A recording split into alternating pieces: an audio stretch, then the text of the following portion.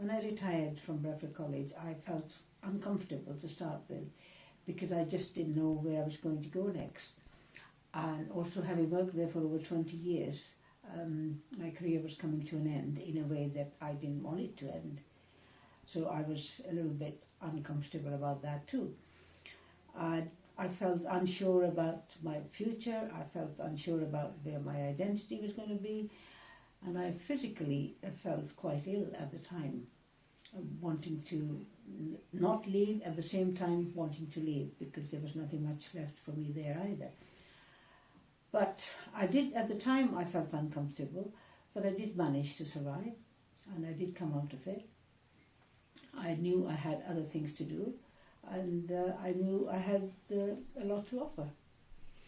And any lessons from that, with hindsight? The only lesson, I suppose, is to think about work as work and not as life, really. Because work was for me my entire life. I had no family around me, so my life was around work all the time. And I think that's the only message I can say. Just don't take work as your entire life. Yeah. And you talked about losing your identity. Mm-hmm. Do you want to talk about that a bit more? Well, I thought about it at the time, not so seriously, but at the back of my mind I think it was that. Because my identity was, my whole life was tied up with work. That's all I did, from morning till night. And I was known for what I did in terms of work, and there was no other network that I could think about. And I think in a sense it felt like my whole identity was coming crashing because I wasn't going to be there anymore. What I was forgetting was that even though I didn't have the job title, I still had the skills, I still had the experience, and I could build myself in other roles. I didn't think about it at the time, but I think looking back on it now, yes, I did. Looking back on it, I didn't plan to have other roles at the time. I wanted other roles. I knew I was going to be busy. That's one thing I did know, that I was never going to be sitting at home doing nothing. So in that respect, retirement didn't bother me.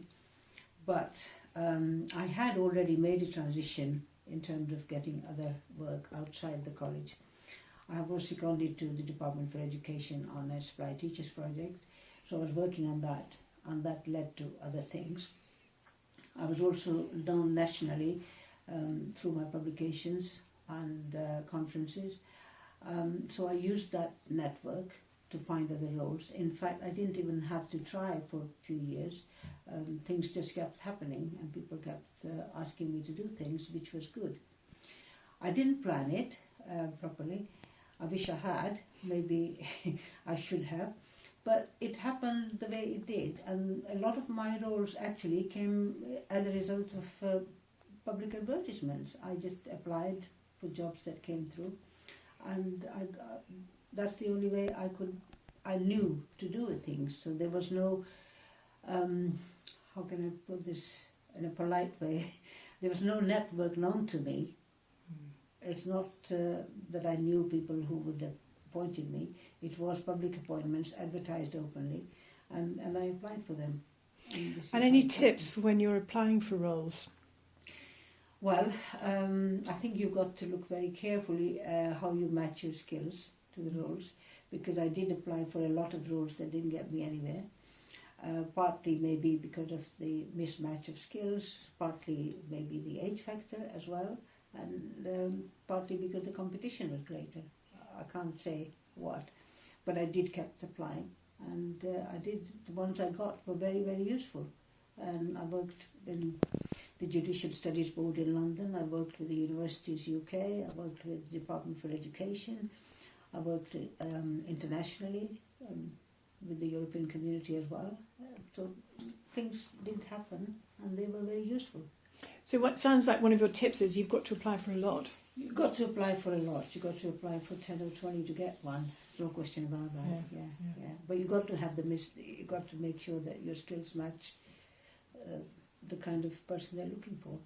And there is a lot of competition, and there are a lot of younger people in the field who are competing against you. So, yeah.